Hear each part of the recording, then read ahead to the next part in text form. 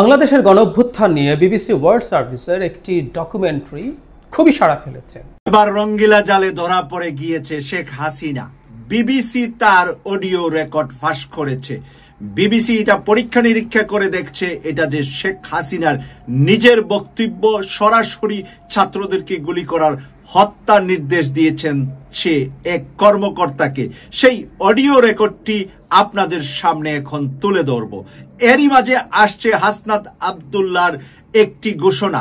বলেছেন যে যারা দেশপ্রেমী এবং দেশের জনগণ যাদের পাশে আছে তারা একজন কেন দিল্লি, আরেকজন কেন লন্ডনে, আরেকজন কেন লন্ডনে, সেই প্রশ্নটাই কঠিন $1,000,000 প্রশ্ন বলে আমি মনে করছি।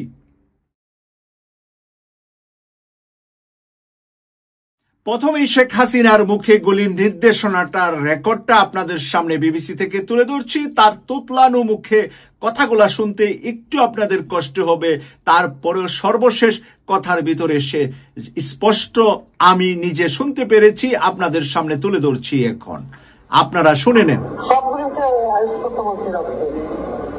সবাইকে বলা হচ্ছে যেখান থেকে টোকাটা পাবো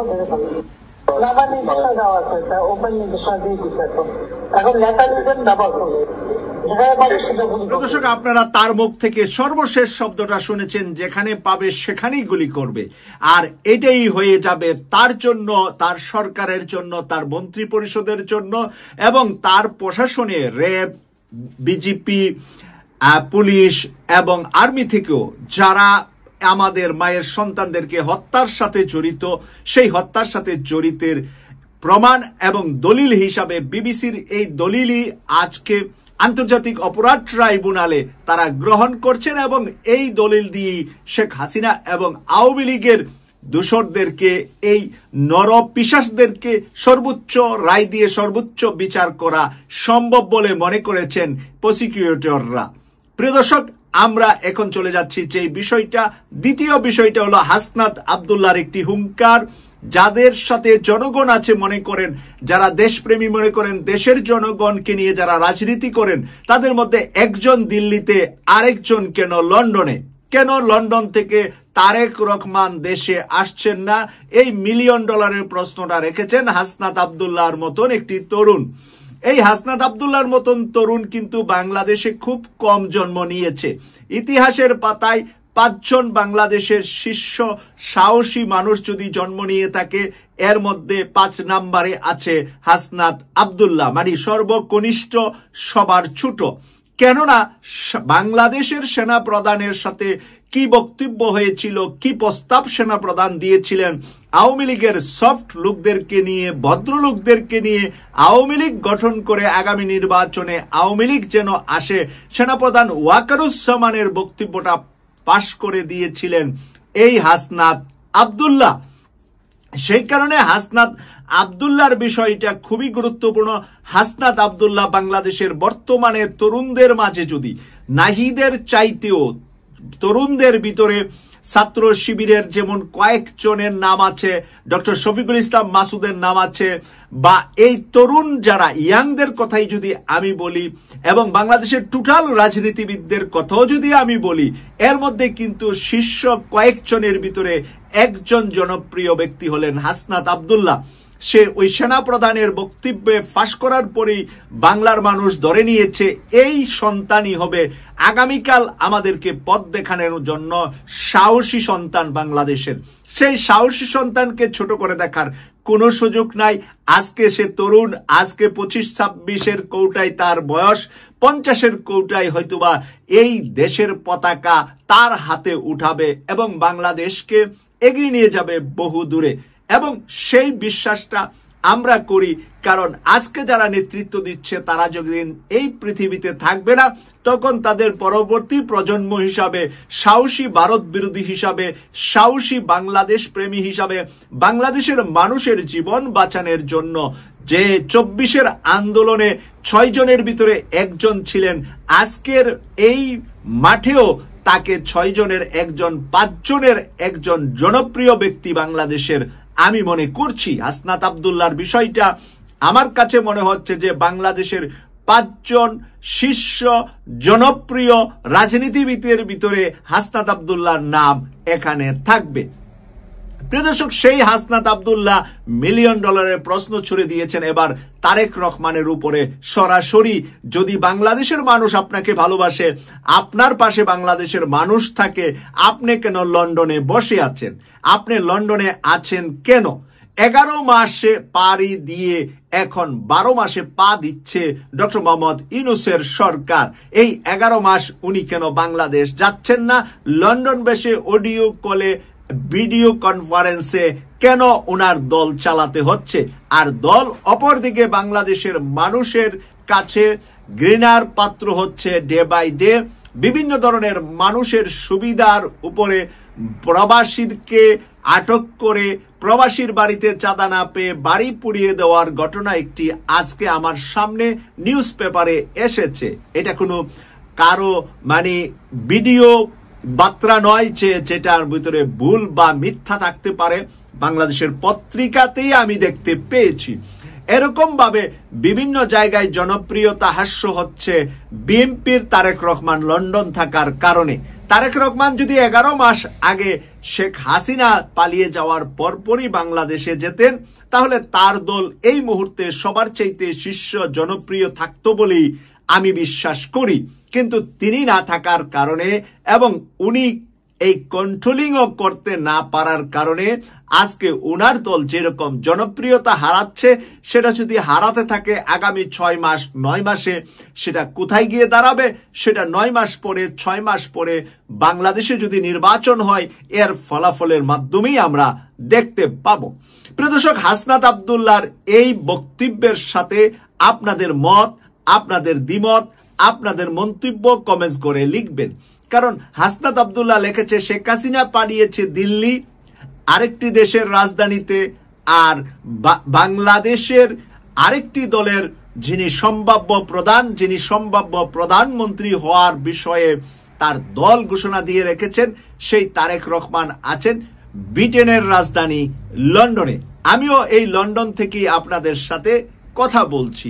আমি আছি কর্মজীবনে এখানে, আর উনি আছেন রাজবন্দী হিসাবে, রাজনীতিবিদ হিসাবে। এই সরকার ওনাকে আশ্রয় দিয়েছেন।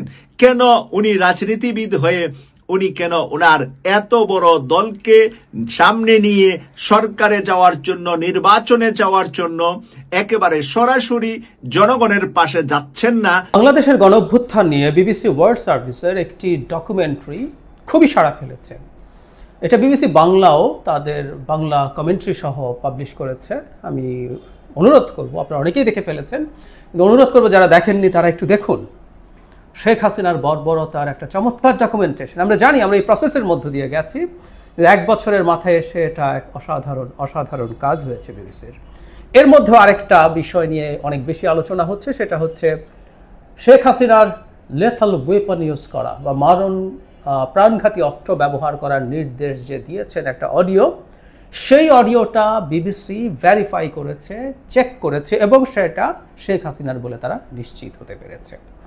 আমাদের মনে আছে অডিওটা আমরা অনেকে শুনেছি যে তিনি লেথাল বলছেন, ওয়েপন ইউজ করার অনুমতি দিয়েছেন এবং যেখানে দেখবে যেন গুলি করে সেটা বলছেন। বিবিসি বলছেন, আমি ওই জায়গাটা একটু পড়ি। ইয়ারশটের অডিও ফরেন্সিক বিশেষজ্ঞদের দিয়ে রেকর্ডিংয়ের সত্যতা যাচাই করেছে। তারা এটিতে এডিট করার বা কোনো রকম পরিবর্তন করার কোনো প্রমাণ পায়নি।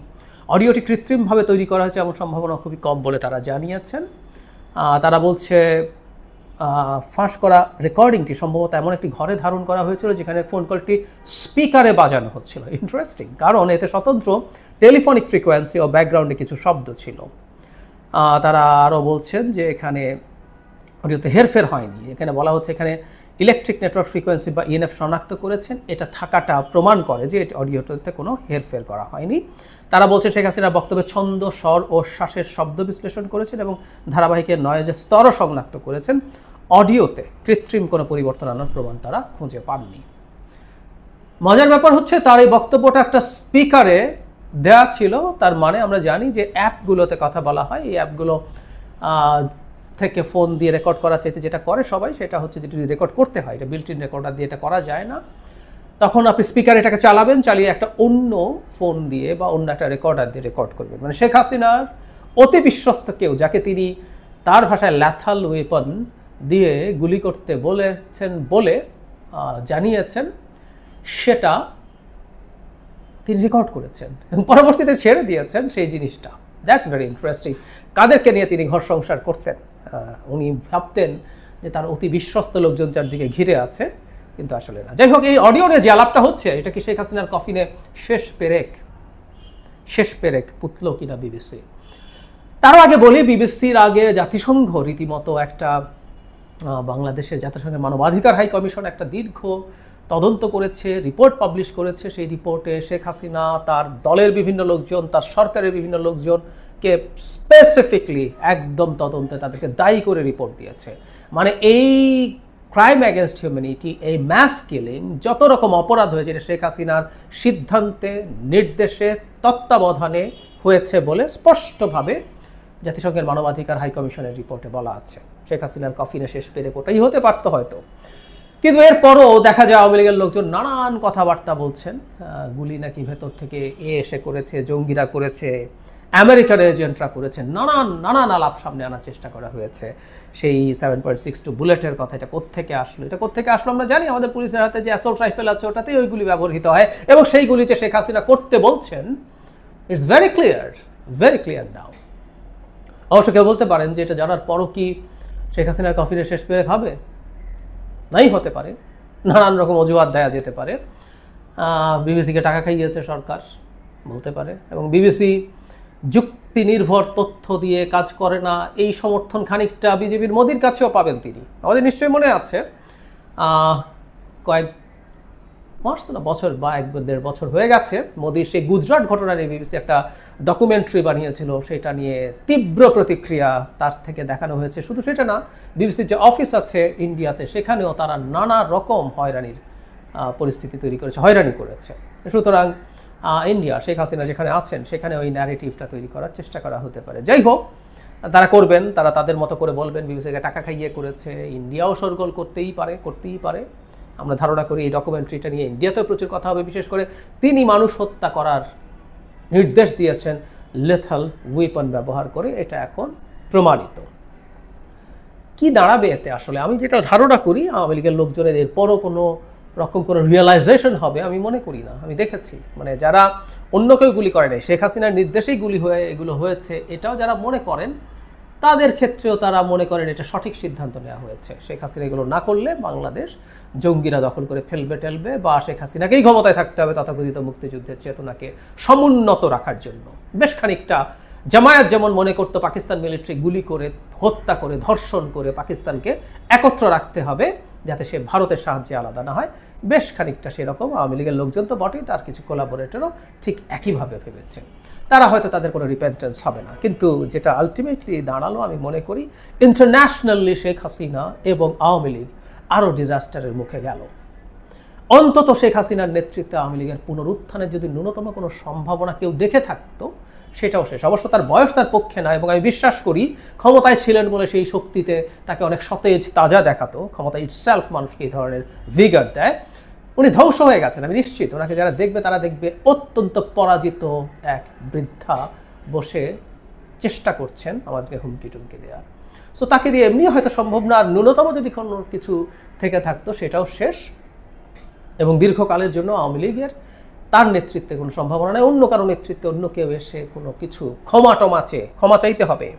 ক্ষমা চাওয়া ছাড়া করা যাবে না। আর করতে চাইলেও কি পরিস্থিতি হয় সেটা জামাতকে দেখলে আওয়ামী লীগের বোঝা যাওয়ার কথা। 50, 53, 54 বছর পরও ক্ষমা না চাওয়া জামায়াতকে মানুষ গ্রহণ করছে না। কত কি তারা ধর্মের নামে রাজনীতি করে, তাদের বেসুমার টাকা আছে, কিন্তু তেমন কোনো ট্র্যাকশন তারা পায়নি। যাই হোক, যে পরিস্থিতি দাঁড়াক, এটাও আমাদের জন্য আজকে খুবই আনন্দের দিন। ইন্টারন্যাশনালি শেখ হাসিনার অন্তত ওয়েস্টে শেখ হাসিনার কফিনে আরেকটা পেরেক যুক্ত হলো। মানবাধিকার হাই কমিশনের রিপোর্টটা তো ছিলই, আরও যুক্ত হলো, এবং আরও যুক্ত হতে থাকুক। সেটা আমাদের জন্য, এই রাষ্ট্রের জন্য অসাধারণ ব্যাপার হবে।